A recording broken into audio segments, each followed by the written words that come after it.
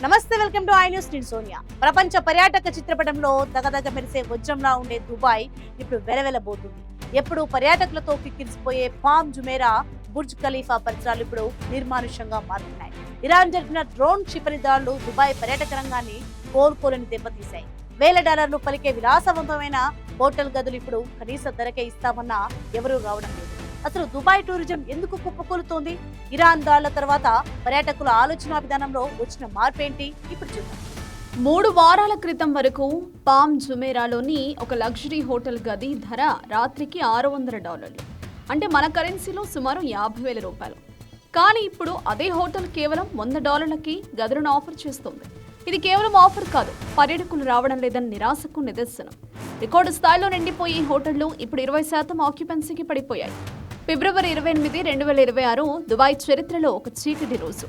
Palm జుమేరాలోని Fairmount హోటల్ను Iran drone ఢీకొట్టి మంటలు రేపగా iconic Burj అల్ Arab కూడా దెబ్బతింది. ప్రపంచంలోనే అత్యంత రద్దీగా ఉండే దుబాయ్ ఎయిర్పోర్ట్ మూతపడింది.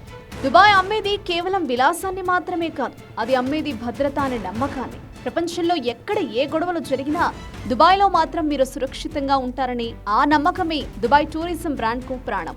కానీ ఆ రోజు పడ్డ క్షిపణులు ఆ నమ్మకాన్ని ముక్కలు చేశాయి.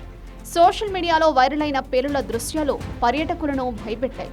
ఫలితంగా సుమారు 700 విమానాలు రద్దయ్యాయి. 20,000 మంది ప్రయాణికులు ఎయిర్పోర్టులో చిక్కుకుపోయారు. దుబాయ్ రోజుకు సుమారు $500 మిలియన్ పర్యాటక ఆదాయాన్ని కోల్పోతుంది. పర్యాటక రంగంపై 12% ఆధారపడిన యుఏఈ ఆర్థిక వ్యవస్థకు ఇది పెద్ద షాక్. పారిస్ లాంటి నగరాలకు చరిత్ర ఉంది, మాల్దీవులకు బీచ్లున్నాయి. కానీ దుబాయ్కి ఉన్నది కేవలం పర్ఫెక్ట్ ఎక్స్పీరియన్స్ మాత్రమే. ఆ అనుభవం దెబ్బతింటే పర్యాటకులు గ్రీస్, జపాన్ లేదా ఇటలీ వైపు మొగ్గు చూపుతారు. 9/11 తర్వాత విమానయాన రంగం ఎలాగైతే కుదేలైందో ఇప్పుడు దుబాయ్ కూడా అలాంటి పరిస్థితిని ఎదుర్కొంటోంది. మౌలిక సదుపాయాలను మళ్లీ నిర్మించవచ్చు, కానీ పర్యాటకులలో పోయిన నమ్మకాన్ని తిరిగి తీసుకురావడానికి ఏళ్లు పడుతుంది. ఇరాన్ అనే పొరుగు దేశంతో దౌత్యపరమైన సంబంధాలు మెరుగుపడితే తప్ప దుబాయ్ రిసార్టులు మళ్లీ నిండుతాయని చెప్పలేం. అప్పటి వరకు దుబాయ్ ఆకాశంలో గర్జిస్తున్న క్షిపణులు పర్యాటక రంగానికి శాపంగానే మిగిలిపోనున్నాయి.